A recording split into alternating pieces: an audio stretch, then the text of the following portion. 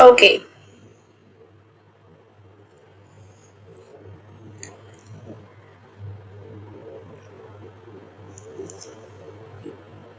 Yeah.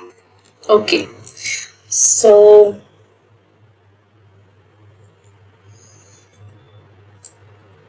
good evening, everyone. Today is the 10th live session of this series of live sessions of this course, Fundamentals of Protein Chemistry, by course instructor Professor Shabuta from IIT Kharagpur. So basically, as you know, in these live sessions, what we do, we come together and we discuss some of the old assignment questions. Our motive is not only to know the answer of the questions, but to also discuss the concepts behind those questions, so that it gets easier for us to solve different types of similar types of other questions and also different types of questions. So, through the process of solving the old assignment questions, you also learn the chapter and learn the fundamentals of protein chemistry. That's what we do basically in these live sessions. So today is the 10th week of these live sessions, and so how we do try to keep it as interactive as possible. So if I'll ask each question, I'll give you some time to think about it and answer, and then we'll move ahead to the discussion part. If you have any doubts or queries, you can ask me at then and there, either by typing it on the chat or unmuting yourself or whatever. And if I know the answer, I will reply at the moment. And if I don't know the answer, you'll have to give me some time. I'll get back to you by next class. Right? So let's go to the first question for today.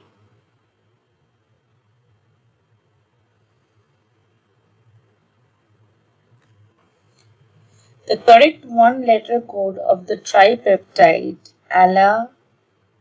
THRLEU is. So these are the four options. These basically are 3 amino acids, as you all know by now. And there are one-letter codes for each amino acid that you should be really familiar with.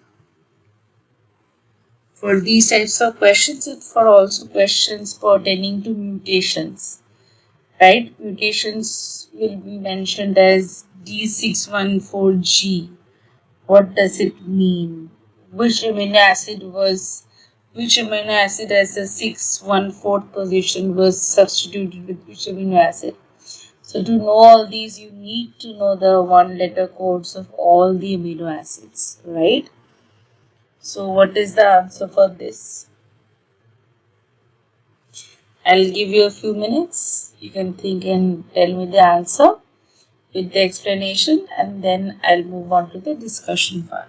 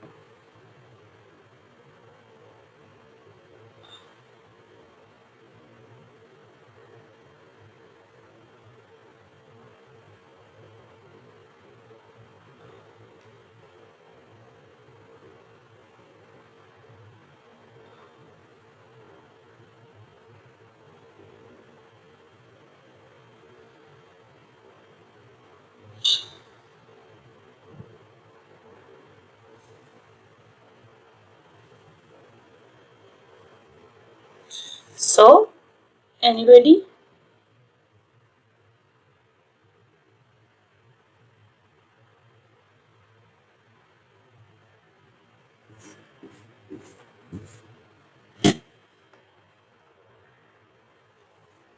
One letter codes you need to remember of all the amino acids because of questions like this.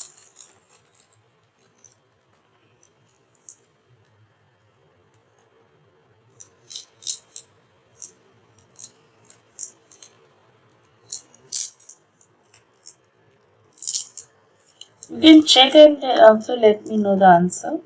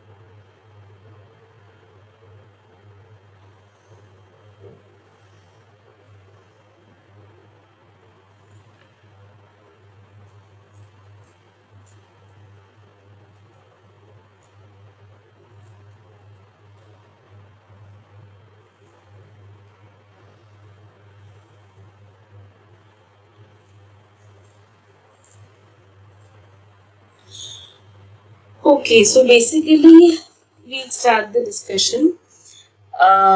This question basically takes us back to the actual main question. What are the one letter codes of all amino acids and how are they given basically? Right? So, let's unpack this carefully. So, as we know that proteins are made up of 20 standard amino acids and each of them is represented in two common shorthand notations. The three-letter code, which is ALAN, ALA for alanine, THR for threonine, LEU for leucine, or the one-letter code like A for alanine. So if you know at least one of these, you know that these two options are not correct. So by elimination, you can throw this out, right? Now for threonine, we know it is T. For tyrosine, it's Y. So you know this is also incorrect. So the correct answer will be ATL, right? So the one-letter codes were introduced by Margaret Dayhoff in the 1960s basically to make it easier to write and compare long protein sequences. Since sequences can be hundreds or thousands of amino acids long, a single letter for each amino acid makes them much more compact and practical, right? So for example, for alanine, it will be ALA and the one-letter code will be A. For arginine, it is ARG and the one-letter code is R. For asparagine, it's ASN and the one-letter code is N. For aspartic acid, is ASP and the one-letter code is D. For cysteine, it's CYS and the one-letter code is C. For glutamine, it's GLN and the one-letter code is Q. For glutamic acid, it's GLU and the one letter code is E. For glycine, it's GLY and the one letter code is G. For histidine, it's HIS and the one letter code is H. For isoleucine, it's ILE and the one letter code is I. For leucine, it's LEU and the one letter code is L. For lysine, it's LYS and the one letter code is K. For methionine, it's MET and the one letter code is M. For phenylalanine, it is PHE and the one letter code is F. For proline, it's PRO and the one letter code is P. For serine, it's SER and the one letter code is S. For threonine, it's THR and the one letter code is T. For tryptophan, it's TRP and the one letter code is W. For tyrosine, it's TYR and the one letter code is Y. And for valine, it's VAL and the one letter code is V. Right? So some of these are very easy to remember because it's the first letter of the amino acids. But some are really quirky, like for glutamine, it's Q out of nowhere. Right? And then for phenylalanine, it's still fine. Phenyl, it still gives like a sound like F, so you might remember. The other, which is very quirky, tryptophan is W. Like how?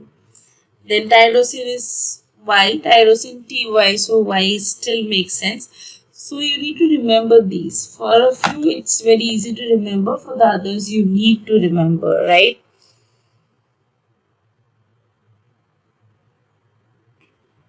So the most are the first letter of the amino acid name, like I said, A for alanine, C for cysteine, etc.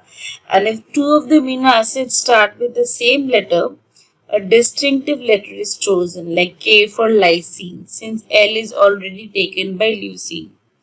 N for asparagine, since A is already taken by alanine.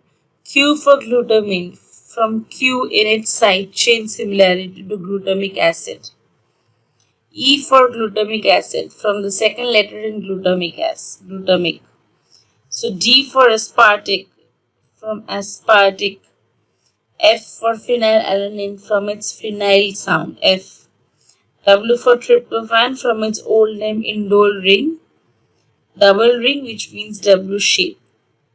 So this coding system is now universally used in bioinformatics, protein databases, and sequence alignments.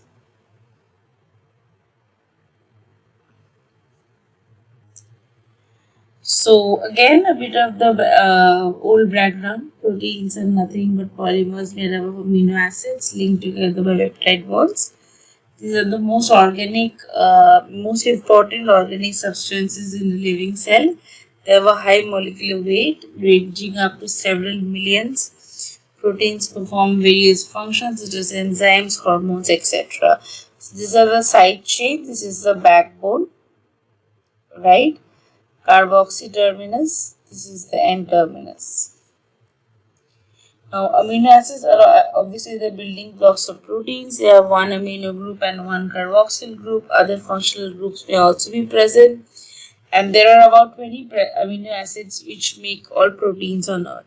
So each amino acid has 4 different groups attached to a carbon. So these 4 groups are hydrogen, an amino group, a carboxyl group, and a side chain R. So R represents functional group, like for lysine it's R H in serine. For glycine, not lysine, it should be glycine. It will be C over here. For glycine it's R, in serine it's ROH, alanine it's RCH, etc. So again, the classifications according to polarity, they can be polar and non-polar. So you can see it has an OH. All of the polars have either OH or SH. Okay, so the O is available for hydrogen bonding and all of that. So these are polar. The non-polar ones do not really have any O. Most of hydrophobic, so these are non-polar. So 20 amino acids are commonly found in protein, and these 20 amino acids are found linked together through peptide bond forming peptides and proteins. So what's the difference? The chains consisting less than 30 amino acids are called peptides, while those containing greater than 30 amino acids are called proteins. Now, the carboxyl group of one amino acid forms a covalent peptide bond with the amino group of another amino acid by removal of a molecule of water. So, the result is dipeptide, like two amino acids linked by one peptide bond. The same way, the dipeptide can then form a second peptide bond with the third amino acid to give a tripeptide. So, repetition of this process generates a polypeptide or protein of specific amino acid sequence. So, peptide bond formation. If you can see, the H2O gets out and the peptide bond gets formed. Now, levels of protein structure. So, there are basically 4 levels of protein structure. Primary structure, it's a linear sequence of amino acids forming a polypeptide chain. At one end, it's an amino acid with a free amino group, the N terminus, and at the other end is amino group acid with a free carboxyl group, the C terminus. Only a few plant proteins occur in this form. Like a functional protein is not just a polypeptide chain but one or more polypeptides precisely twisted, folded and coiled into proper shape into a molecule of unique shape conformation. And this conformation is very important because it's needed for protein function. Doesn't matter if the protein can be acting as a hormone, as an enzyme, structural proteins, transport proteins, anything and everything's function. For function, the structure is very important, right? So the secondary structure is the most long polypeptide chains are folded or coiled. So this brings about the secondary structure. The folding of the polypeptide chain is maintained by hydrogen bonds formed between the adjacent amino acids, right? So we have the alpha helix. It's the most common form of coiling. It's right-handed coiled strand. It is stabilized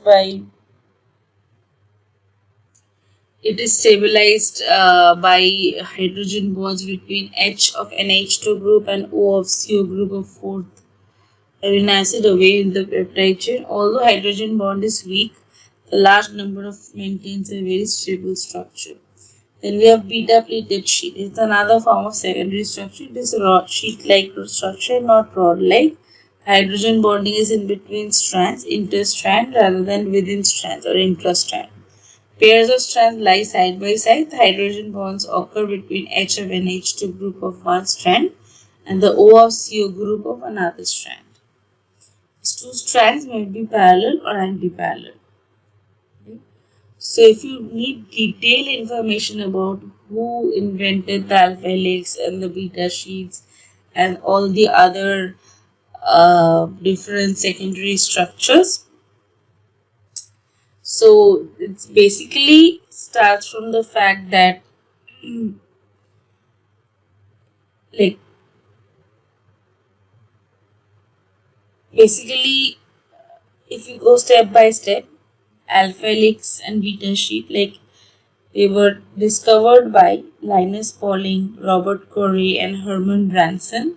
They proposed these structures based on extracrystallographic data of amino acids and peptides combined with model building. So, and this was published in 2 landmark papers in PNAS journal. So, the structure of proteins, 2 hydrogen bonded helical configurations of the polypeptide chain, it was described as the alpha helix, and the pleated sheet, a new layer configured of polypeptide chains, described as the beta sheet. So this papers is essentially founded the field of protein structural biology. So you can understand how important these 2 papers were. So if you need a little bit of context, before Pauling's work, it was known that proteins were polymers of amino acids, like Fischer from the early 1900s, but the 3D folding was mysterious. Pauling's key insight was that the peptide bond is planar because of resonance shown by Pauling and Corey. Now, polypeptide chains could form regular repeating hydrogen bonded patterns without steady clashes. So this led to the alpha helix and beta sheet models, which turned out to be correct when protein crystal structures were solved later. If we talk about what are the other secondary structures like 3,1,0 helix, also described later, Pauline's group hinted at it. It is a tighter helix, less common. Then pi helix, described in the 1960s, rare in proteins. Turns and loops, described later as more common protein structures, were solved in the 1960s, 70s. Okay, so Linus Pauling is often given primary credit. He received the 1954 Nobel Prize in Chemistry for his work on chemical bonding, including protein structures. So to sum up, alpha helix and beta sheet were Linus Pauling, Robert Corey, and Hermann Branson. Other helices and turns described in the following decade as extracrystallography advanced.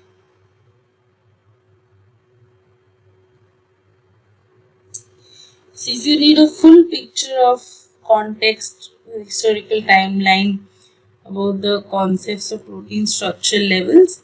So the primary structure, as I said, the sequence of amino acids. 1902, Emil Fischer proposed that proteins are polymers of amino acids linked by peptide bonds. Then in 1950 around, Frederick Sanger determined the first complete amino acid sequence of a protein, insulin. So this proved that each protein has a unique defined sequence, and it won him the 1958 Nobel Prize in Chemistry. Then came the secondary structure, regular local folding patterns. Linus Pauling and Robert Corey studied peptide bond geometry, showed that it is planar due to resonance. And Linus Pauling, Robert Corey, and Hermann Branson proposed the alpha helix and beta sheet, two classic hydrogen bonded motifs. It is published in PNS, as I said. And later 3,1,0 helix and pi helix were described as less common helical forms. Then comes the tertiary structure, which is the overall 3D folding of a single polypeptide. John Kendrew solved the first tertiary structure of a protein, myoglobin, via X-ray crystallography. This showed how alpha helices fold into a compact 3D shape.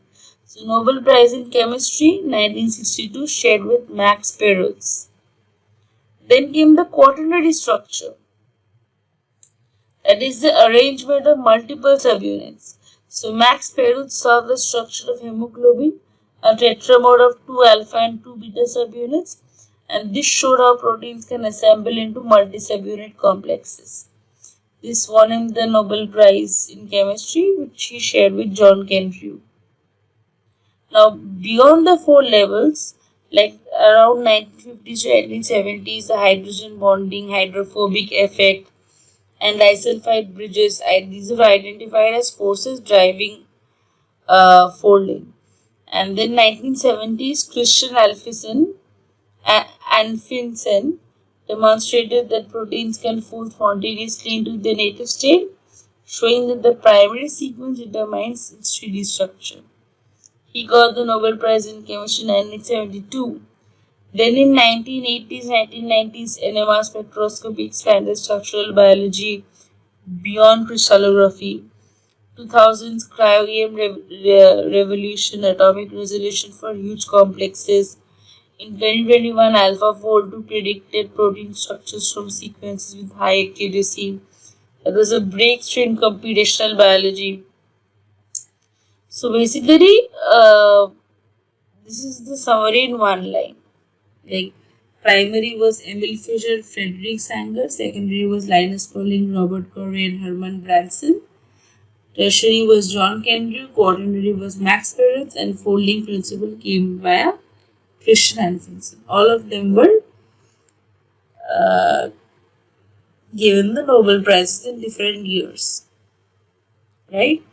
Now, if you see tertiary structure, as I said, first solved by John Kendrew of myoglobin, like it involves folding and coiling of a polypeptide chain to produce a complex globular shape. So this structure is maintained by four types of bonds: the sulfate bonds, SS bonds due to two cysteine residues. Then hydrogen bonds formed between H of NH2 group and O of CO group. Then ionic bonds formed when an acidic and basic amino acid are ionized and lie together. Then we have the hydrophobic bonds formed because of the tendency of non-polar side chains of neutral amino acids to closely associate with one another. Then we have the quaternary structure. It refers to the association of two or more polypeptide chains to form a stable unit. Identical units are homogeneous proteins like isozymes H4 and M4 of lactic dehydrogenase. The dissimilar units, heterogeneous proteins like hemoglobin 2 alpha chains and 2 beta chains. So as you see, this is the primary structure, then secondary structure, tertiary structure. Finally, so the primary structure gets folded into alpha helix or beta sheet, which gets further folded into a compact tertiary structure, 3D model. Then different subunits come together to form the quaternary structure.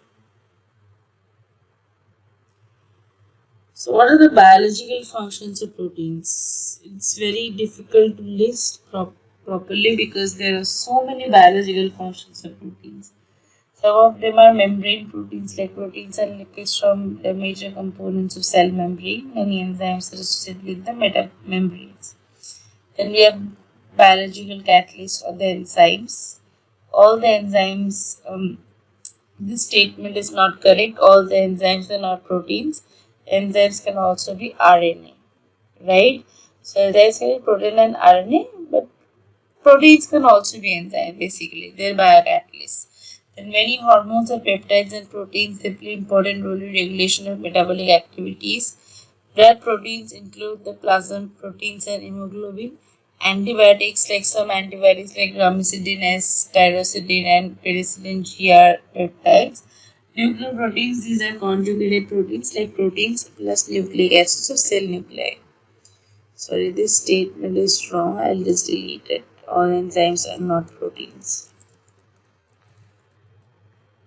Okay, RNA enzymes can also be RNA.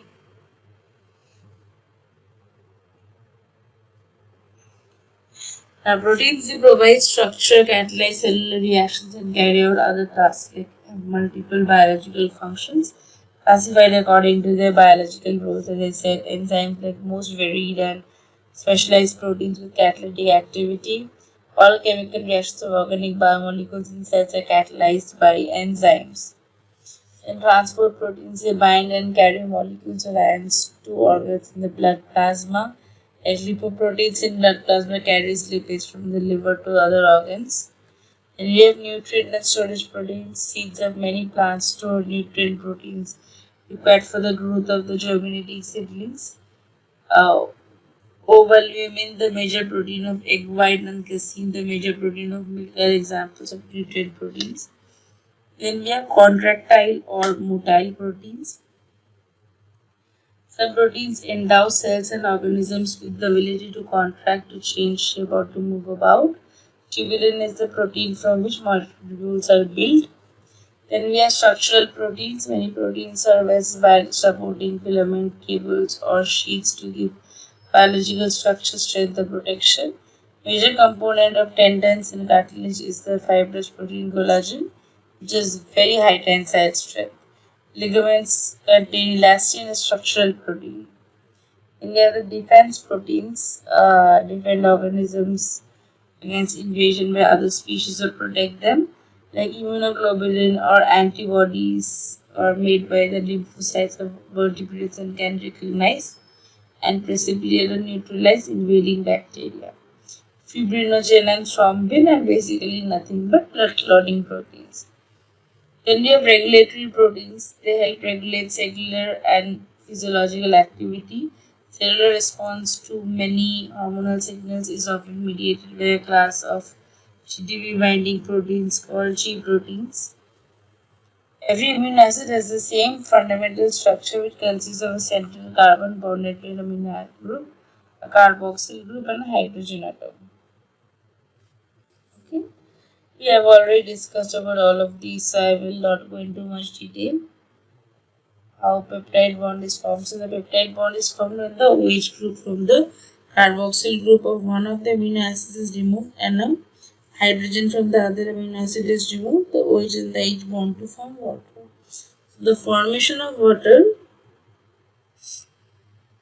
from the two amino acids is called hydrogen synthesis, and the covalent linkage that is formed is known as a peptide bond, and the molecule that is formed by the linking of amino acids is called polypeptide. Some proteins consist of large single polypeptide chains, others called multi-subunit proteins have two or more. So individual polypeptide chains in a multi-subunit protein may be identical or different. Like at least some are identical, the protein is sometimes called an oligomer. Protein and subunits themselves are referred to as protomers. So primary secondary structure, covalent bonds between amino acids and is normally defined by the sequence of peptide bonded amino acids and locations of disulfide bonds.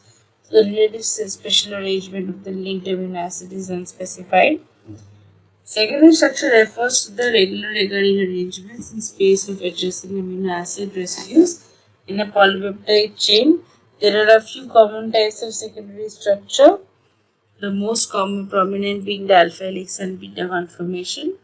Tertiary is the spatial or the 3D alignment among all amino acids in a polypeptide. It's a complete 3D structure of the polypeptide. Quaternary is proteins with 7 polypeptide chains have one more level of structure referred to as the quaternary structure. And it refers to spatial relationship of the polypeptides or subunits within the protein. So I will not go into details. We have talked about optical property, classification of amino acids. We have talked about all of these as well.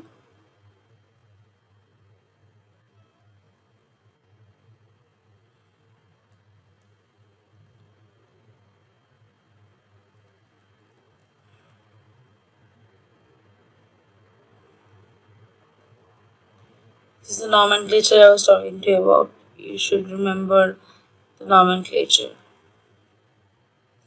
We have talked about all of these. So coming back, the correct answer will be ATL. Anyone has any doubt on this question?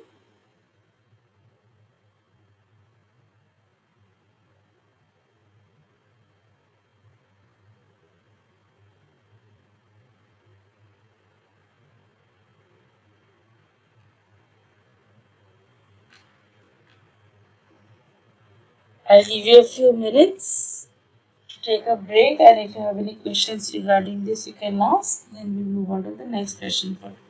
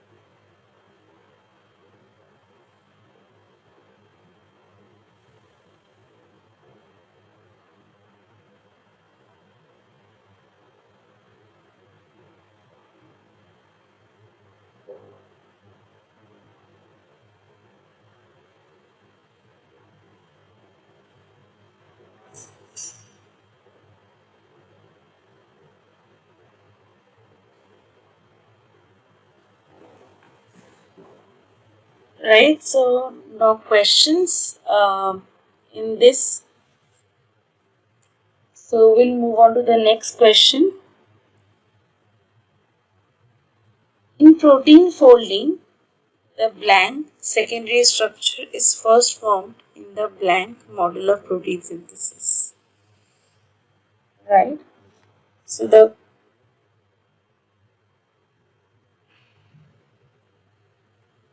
question is, in protein folding, the blank secondary structure is formed in the blank module of protein synthesis.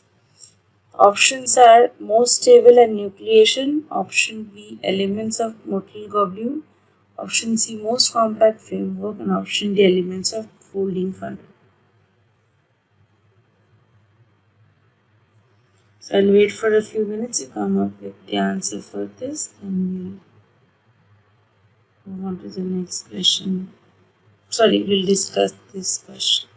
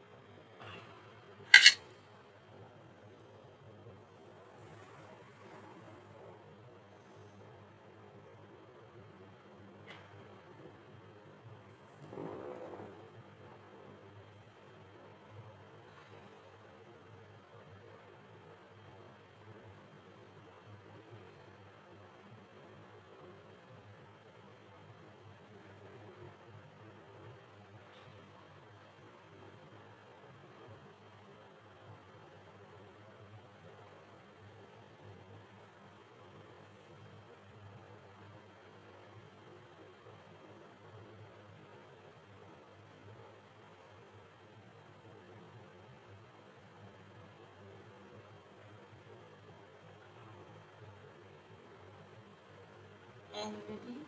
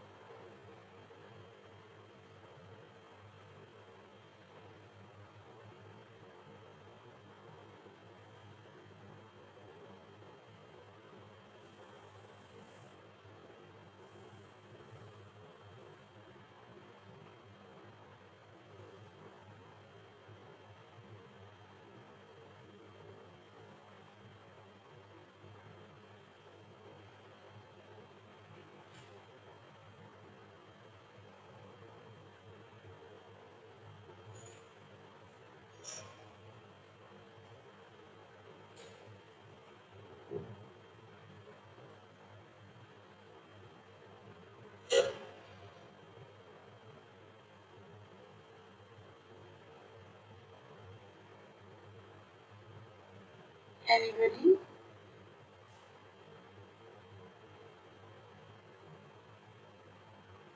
You can think and try to answer the question, then I'll discuss the major concept behind the question.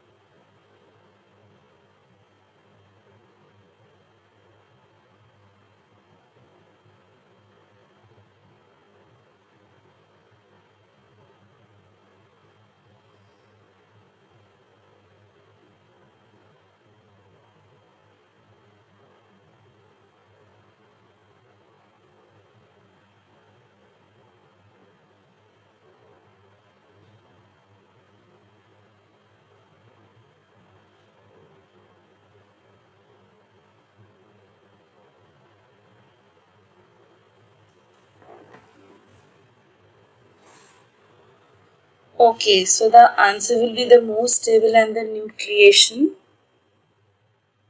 right? So what is the concept of the nucleation model, right? So basically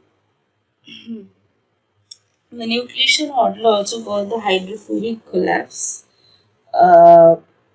with nucleation model, pro- proposes that protein folding is initiated by the formation of a small, highly stable structural nucleus, and this nucleus then serves as a seed from which the rest of the protein structure propagates to the native form. So the key idea is folding is initiated locally at one or more specific regions, and these regions are usually highly stable secondary structures like alpha helix or beta sheets, beta turn, or a hydrophobic cluster of amino acids, right? So once the cluster nucleus forms, the rest of the protein rapidly falls around it. So stepwise description: formation of the folding nucleus, a small region of the polypeptide chain forms a highly stable interaction, often stabilized by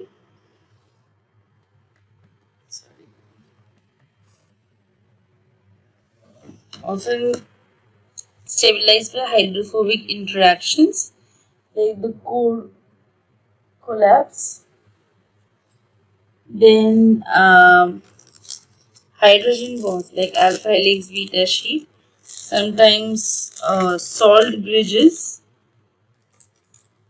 right? Like or disulfide bonds, and this nucleus is thermodynamically favorable, like meaning it lowers the free energy locally. Now, what is the propagation of folding? The secondary and tertiary structures form around the nucleus. Folding separates through the rest of the chain like a zipper, guided by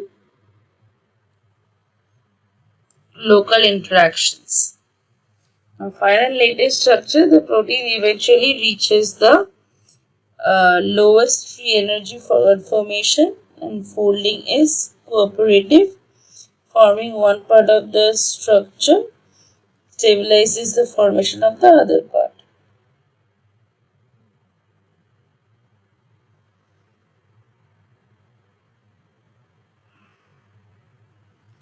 So if you talk about the key features, initiation, formation of a small stable folding nucleus, structure spreads from nucleus to the rest of the chain, hydrophobic collapse, hydrogen bonding, local stability, hierarchical and cooperative, and explains why local stable regions fold faster than the rest of the protein.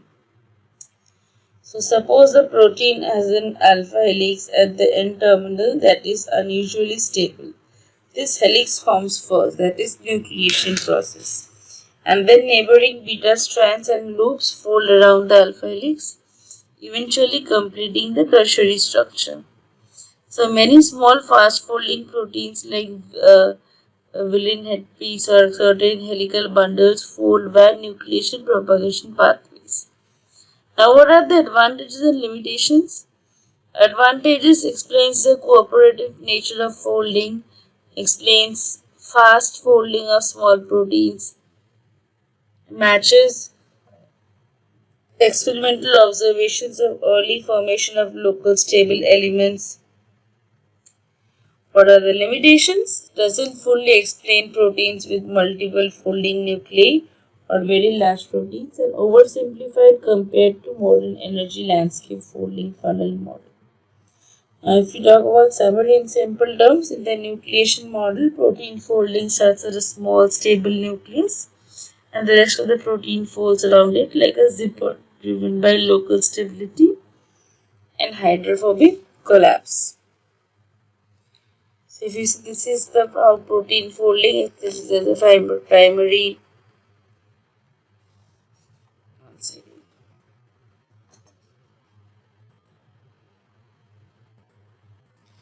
All about the primary structure, then the secondary structures. You can see this might be the alpha helix, this is the antiparallel beta sheets.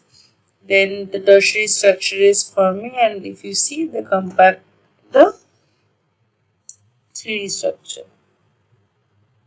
Okay, we talked about Greek key in the last class. This is how a Greek key looks like. If you see, there is a longer loop that connects the first fold and the last fold. We have talked about the protein folding funnel. At the topmost region, there can be a lot of possible conformations. As it goes down, with decreasing entropy, it finds the basically most stable native structure of the protein.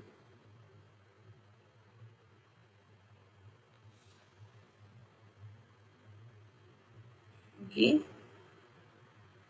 This is alpha helix. Okay, sometimes polypeptide chains form helical structure. If you see, these are alpha helix. Now, what is the magnitude of the protein folding challenge? What is the basically magnitude of the protein folding challenge? Why is it such a huge deal? The enormous number of possible conformations of the polypeptide chain. So, a small protein is a chain of around 50 amino acids, more for most. Assume that each amino acid has only 10 conformations. Vast underestimation. Still, the total number of possible conformations is 10 to the power 50. Okay. So, you make one step per femtosecond. Okay. So, it's a very exhaustive search for the ground state and will take 10 to the power 27 years. Now, why is it important? Because protein's shape determines its biological function. So, if you are talking about the scale and the complexity of protein folding, which is famously called the protein folding problem in biochemistry and computational biology. So, what is this protein folding challenge? The protein folding problem is how does a linear chain of amino acids like polypeptides spontaneously fold into a unique 3D structure that is biologically active? Despite being dictated by the amino acid sequence like Evesine and Krishna and Finson's principle, predicting the exact final 3D structure is extremely difficult. And why is it such a huge deal? Astronomical number of possibilities. Proteins have hundreds of amino acids, each with many possible conformations. This gave rise to the Leavenworth's paradox in 1969. If a protein tried every possible conformation, it would take longer than the age of the universe to find its native structure. Yet, in reality, proteins fold in milliseconds, right?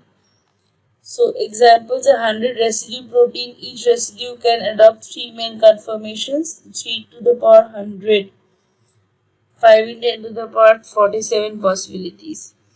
Clearly, proteins do not search all possibilities randomly, they follow guided pathways. The energy landscape is complex. Proteins fold through an energy landscape with multiple local minima, one global minimum. Finding the lowest free energy state is like navigating a rugged funnel with traps. Interactions are numerous and subtle. The folding depends on many forces simultaneously: hydrogen bonds, hydrophobic interactions, van der Waals forces, electrostatic interactions, disulfide bonds, etc. etc. Now, small changes in sequence of environment, pH, temperature, ionic strength can dramatically affect folding. It's of huge biological importance because correct folding is critical for function, enzymes, antibodies, structural protein signaling molecules, etc. Misfolding leads to disease like Alzheimer's, Parkinson's, prion diseases, cystic fibrosis, etc. And the magnitude in numbers perspective, so sequence structural mapping is non-trivial. One sequence, one native fold, but vast conformational space. So the computational challenge is predicting the fold requires simulating all atomic interactions in 3D, which is extremely computationally expensive. Even with modern supercomputers, millisecond folding timescales for large proteins are extremely challenging. So in short, protein folding problem is huge because enormous conformational space, Leavenworth's paradox, subtle cooperative interactions that guide folding, rapid folding in nature versus slow computation, and biological and medical importance of proper folding. So finding a global minimum in a multidimensional case is easy only when the landscape is smooth. Okay. So this is realistic landscapes are much more complex with multiple local minima folding traps. We will not get into molecular dynamics, definitely not.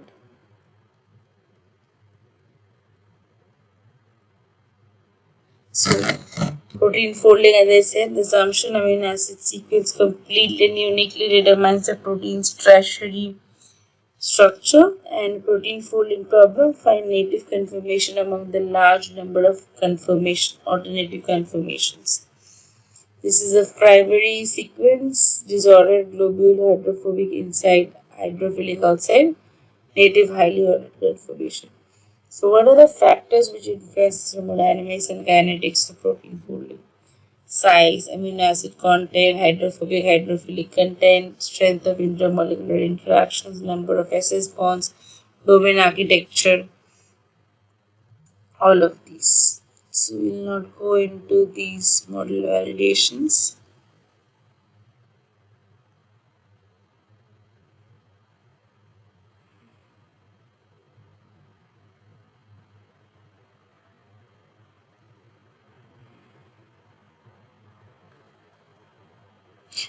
Since we have talked about folding, we should also talk about denaturation. The destruction and building of secondary and tertiary structures of proteins like denaturation and the folding of proteins.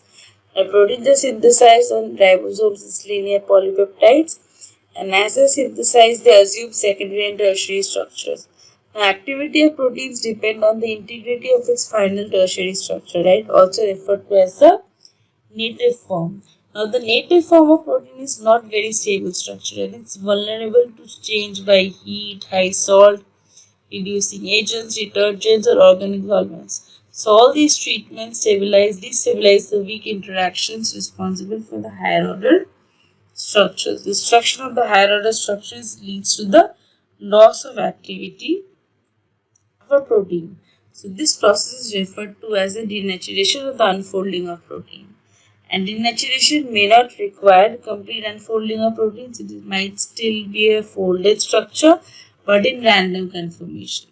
So, denaturation is cooperative, that is, changes in one part of protein accelerate the unfolding of the other part, and some proteins are resistant to denaturation by heat, like proteins of hot spring bacteria. If you have worked with PCR, the Taq polymerase that we use, it is from Thermus aquaticus. Like, it's a DNA polymerase from this organism known as Thermus aquaticus, which, and since this organism is stable at high temperatures, this enzyme is also stable at high temperatures. So the primary structure of these proteins are not very different from those from normal bacteria.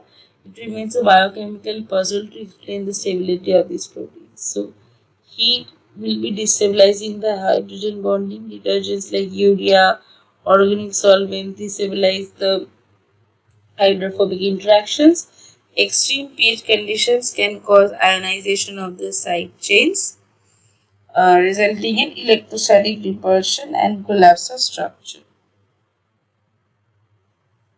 So we talked about Christian Anderson and his experiments. Denaturation of the ribonuclease by urea and reducing agent led to complete loss of activity. Removing the urea and the reducing agent from this mixture resulting in complete denaturation of this enzyme. So 8 cysteine residues, 4 disulfide bonds. Mathematically, there could be 10 to the 105 ways to make this bonds, but only one way of the native peptide is assumed after denaturation. Okay, so chemically synthesized enzyme used in this study also showed similar results, ruling out any role of contaminants in denaturing process. So if you see, the native state catalytically active, addition of urea and mercaptanol, this breaks the disulfide bonds, unfolded state inactive, disulfide crosslinks reduced to yield the cysteine residues. The removal of urea and mercaptanol, native catalytically active state disulfide crosslinks correctly deformed.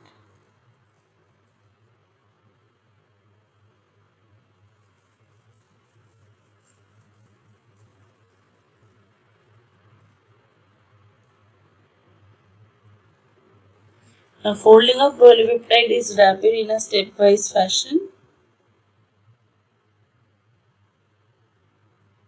Proteins are synthesized and folded in different conformation, and the one with matching with native conformation is selected. Not possible, like proteins keep folding in the correct information as it is synthesized in a stepwise fashion. Initially, the unfolded peptide has the highest randomness, and as it keeps assuming more folded structure, the entropy keeps decreasing.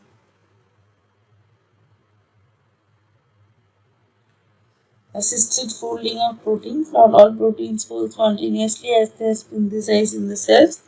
Folding of many proteins is facilitated by a specialized class of proteins called chaperones.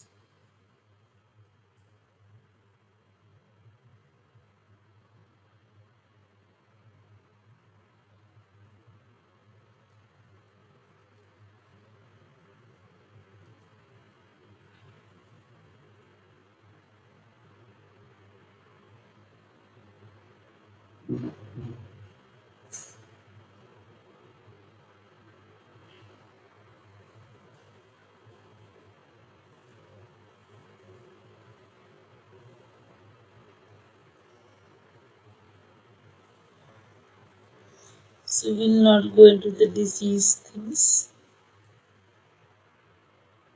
We already know about all of these. So coming to the question that we started with.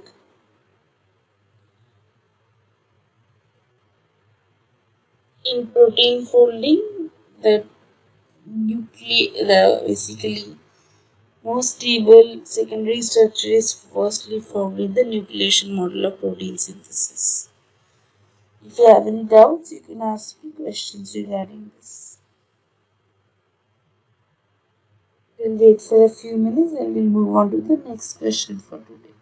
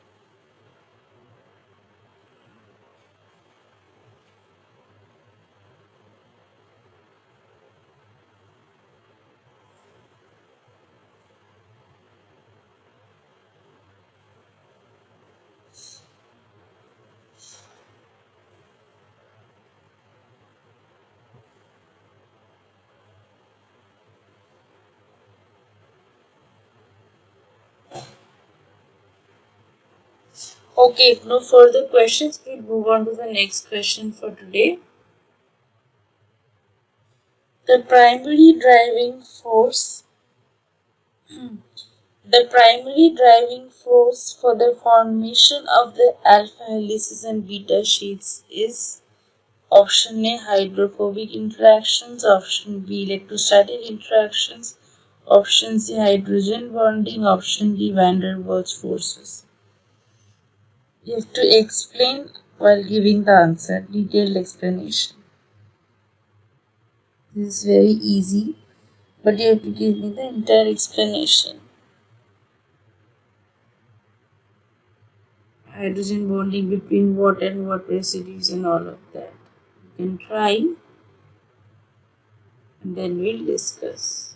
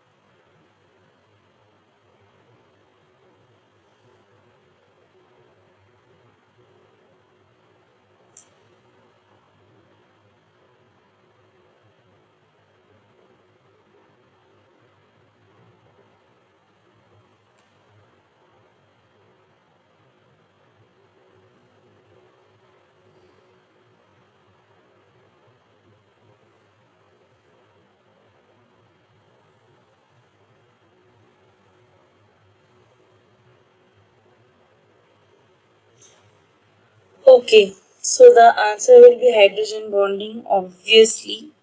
That is very so if you have to understand alpha helices and beta sheets, both alpha helices and beta sheets are secondary structures of proteins. Okay. Now the key points in alpha helix, the right-handed coil of the polypeptide chain.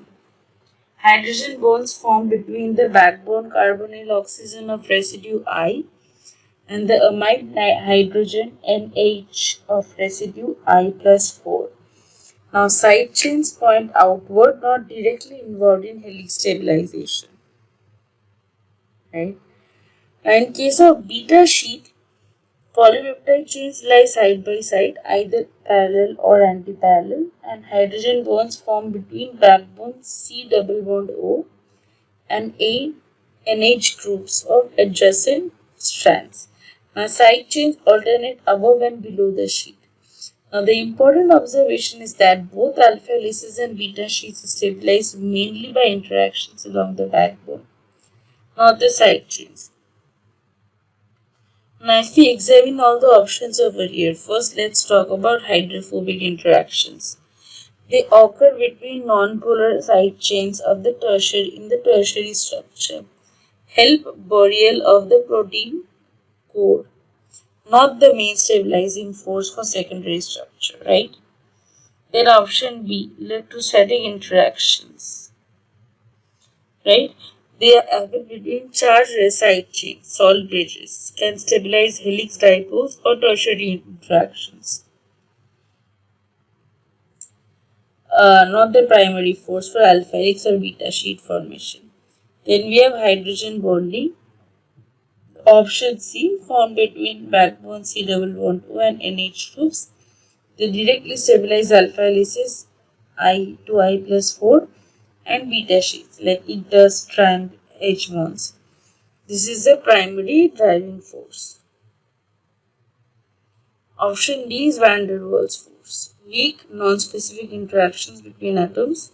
They contribute slightly but are not the main stabilizer. Now, why hydrogen bonding dominates? The backbone hydrogen bonds specific, directional and strong enough to stabilize regular patterns. And the formation of alpha helices and beta sheets allows the peptide backbone to satisfy all of its hydrogen bonding potential. So side chains are mostly projected outward, so the folding pattern is determined by the backbone interactions. For example, in the alpha helix of 10 residues, there are 6-7 hydrogen bonds stabilizing the helix. In a beta sheet of 5 strands, multiple interstrand hydrogen bonds form a rigid planar structure. So the conclusion will be C, hydrogen bonding, right? The reasoning is alpha helices and beta sheets are secondary structures stabilized primarily by hydrogen bonds between backbone amide NH and carbonyl C double bond O groups. Hydrophobic interactions, electrostatic interactions and van der Waals forces contribute mainly to tertiary structure, not the regular repeating patterns of secondary structure. Right? I think it's clear. So we know about how the peptide bond forms, right? Alpha carboxyl group of one amino acid with the side chain R1, for example, forms a covalent peptide bond with the alpha amino group of another amino acid with the side chain R2 by removal of a molecule of water H2O, and the result is a dipeptide. So the two amino acids linked by one peptide bond. By the same way, the dipeptide can then form a second peptide bond with a third amino acid with side chain R3 to give a tripeptide. So on and so forth. And repetition of this process generates a polypeptide or protein of specific amino acid sequence. Like this. So peptide bond formation, each polypeptide chain starts on the left side by free amino group of the first amino acid. That is entering the chain formation. It is termed as the N-terminus. Each polypeptide chain ends on the right side by free COH group of the last amino acid termed as the C-terminus. Like dipeptides can be like aspartame, which acts as a sweetening agent uh, as a replacement for cane sugar. It is composed of aspartic acid and phenylalanine. Then we have tripeptides, three amino acids linked by two peptide bonds. Examples like GSH, which is formed from three amino acids, glutamic acid, cysteine, and glycine. Right? It helps in protecting against free radical, which causes cell damage.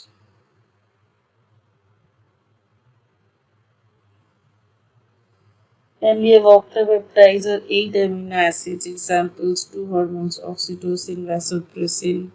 Then we have oligopeptide, short polymer of residues linked by peptide bonds up to 10-20 residues.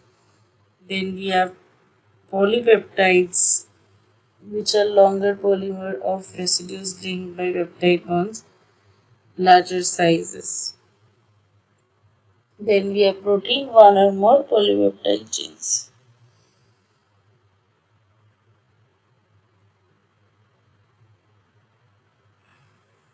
Right?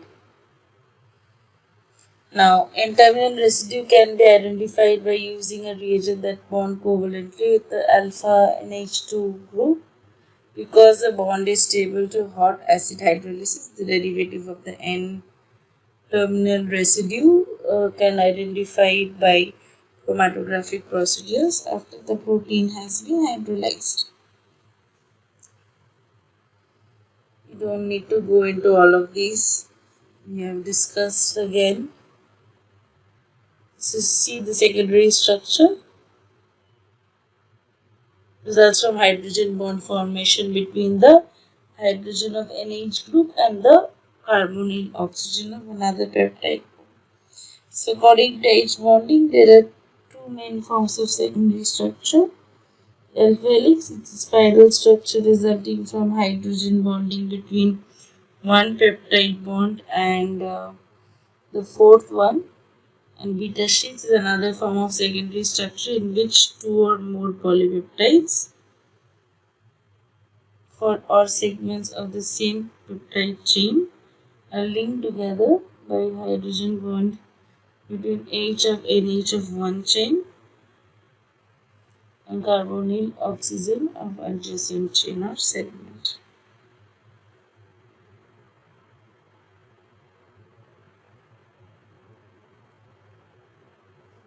See, so this is a hydrogen bond in case of alpha helix. If you can see, I and I plus 4. And these are the hydrogen bonds in case of, it's a beta strand shown as a flat arrow pointing towards the carboxyl end. This is the hydrogen bonds.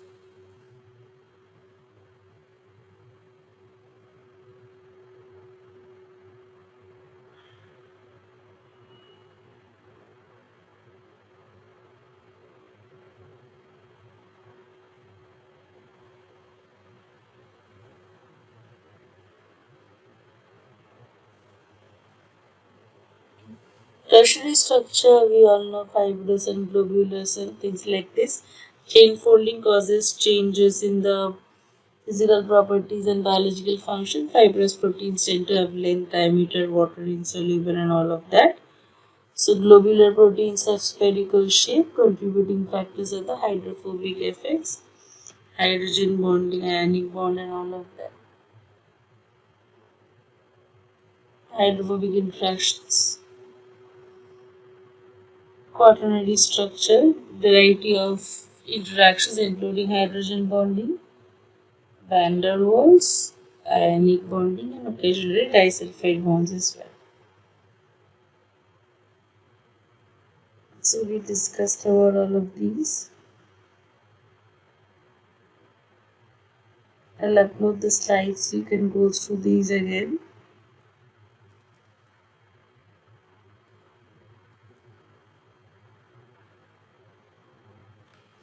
See hydrogen bonds in the alpha helix, hydrogen bonds in the beta sheet. That's the main driving force in the secondary structure formation.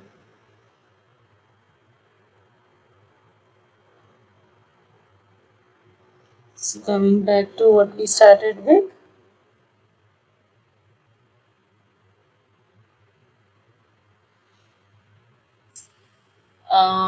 It will be hydrogen bonding.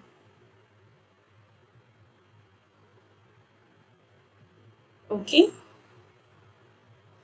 Any doubts in this question?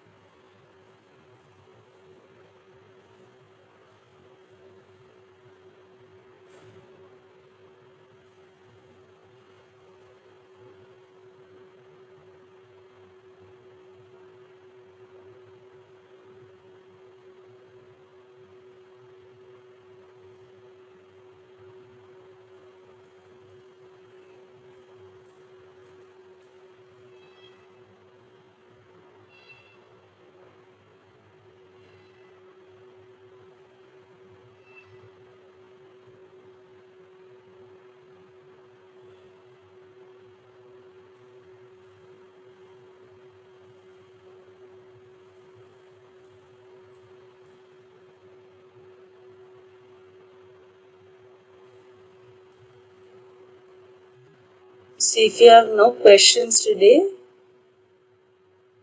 we can stop the session. And we'll meet again next Monday, same time.